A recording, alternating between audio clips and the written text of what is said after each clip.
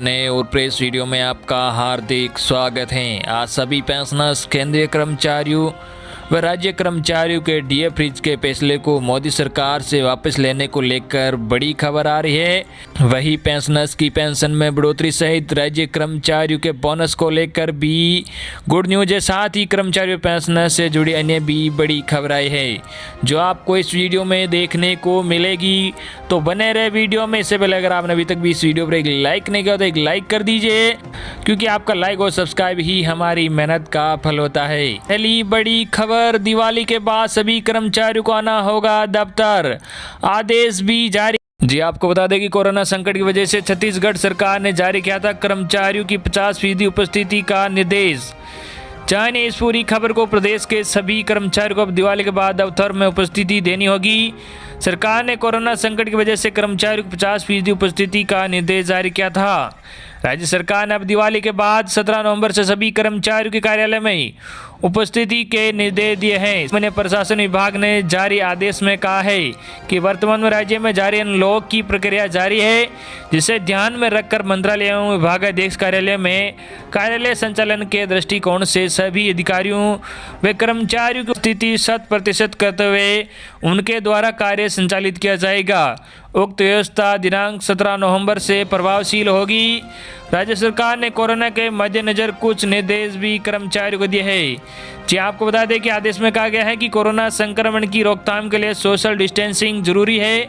अधिकारियों कर्मचारियों को आगाह किया है कि यथासंभव निजी वाहनों से ही कार्यालय आए, क्योंकि बस से सोशल डिस्टेंसिंग बनाए रखना व्यवहारिक नहीं हो पाएगा। अतः उल्लेख किया जाता है कि यथासंभव अधिकारी कर्मचारी निजी वाहनों से कार्यालय पहुंच।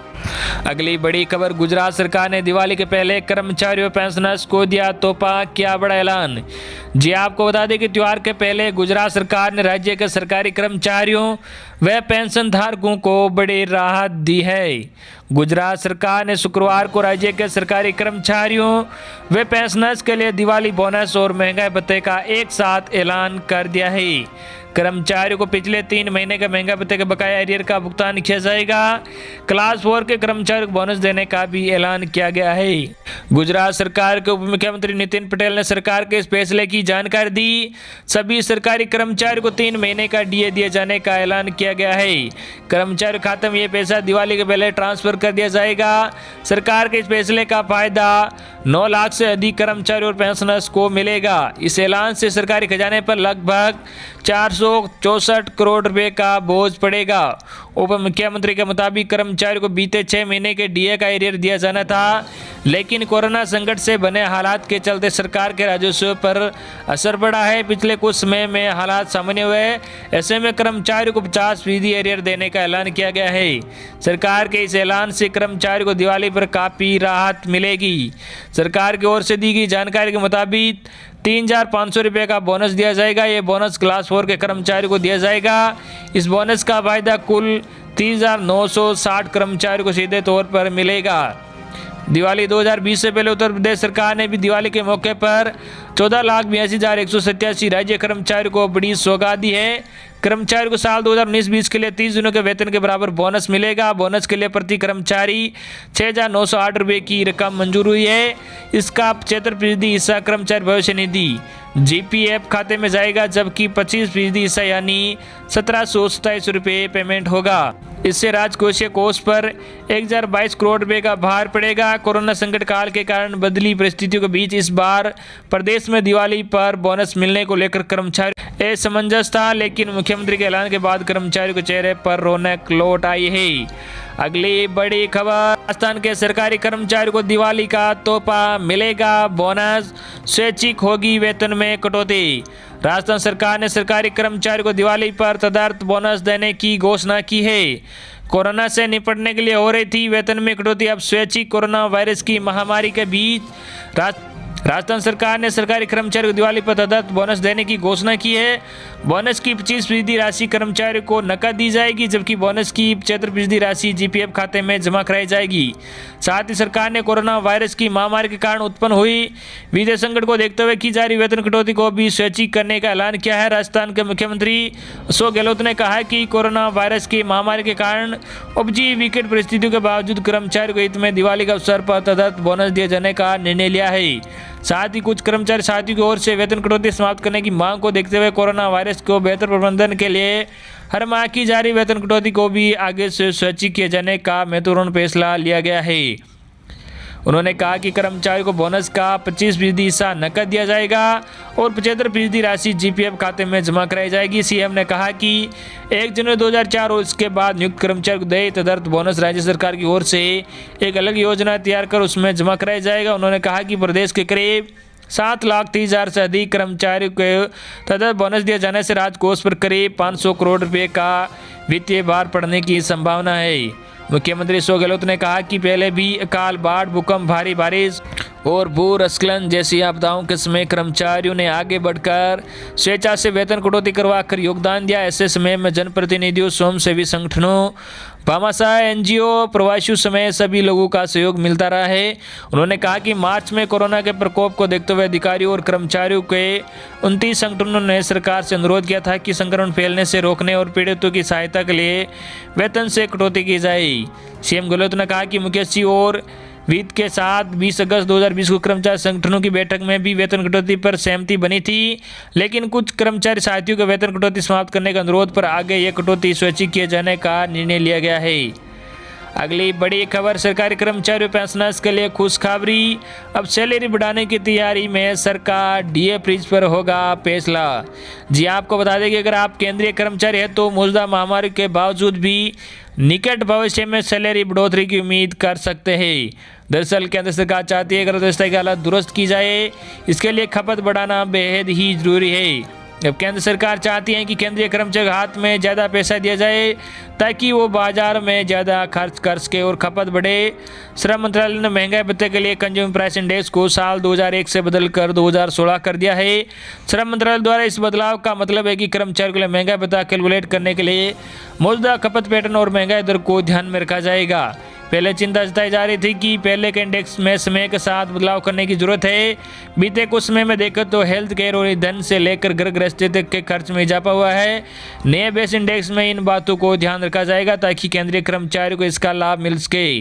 केंद्र सरकार वापस ले सकती है डीए फ्रीज के फैसले को। जी हाँ, आपको बता दें कि केंद्र सरकार चाहती है कि अर्थव्यवस्था की हालत को सुधारा जाए, इसके लिए खपत बढ़ाना बेहद ही जरूरी है।